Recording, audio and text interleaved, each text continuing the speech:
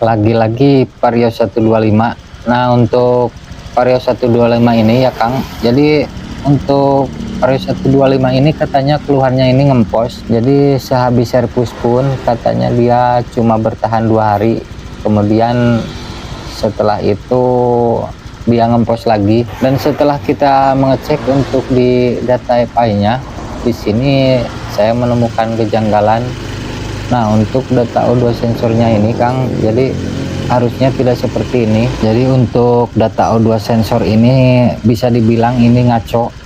Harusnya kan O2 sensor itu bekerja di 0,1 sampai 1 volt, tidak lebih dari 1 volt. Sekarang kita coba cek halaman 3. Di halaman 3 ini ada altitude terbaca di 1,1. Ini karena memang ECM-nya habis kita reset. Jadi ini masih data real, karena ketika kita mengacu pada nilai altitude di sini malah terbaca ECM menambah debit BBM, tapi kalau di angka 1,1 ECM masih bisa menghandle, dia tidak akan ngempos. Jadi yang menyebabkan ngemposnya itu karena nilai O2 sensor itu ngaco, jadi ECM lama-kelamaan akan mengurangi debit BBM. Lalu kita copot untuk soket O2 sensornya, kita kasih kabel seperti ini dan kita tempel ke ground. Ketika kita tempel ke ground, voltasenya ini harus 0,0 volt, sedangkan ini masih terbaca di 0,5 0,4. Jadi ini ada yang tidak beres, kemungkinan di kabel atau di ECM tidak bekerja dengan maksimal.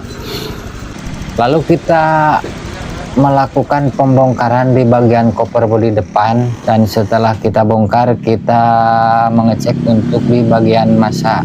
Dan setelah kita cek di bagian massa yang menuju rangka ini, ternyata rangkanya ini sudah berkarat parah.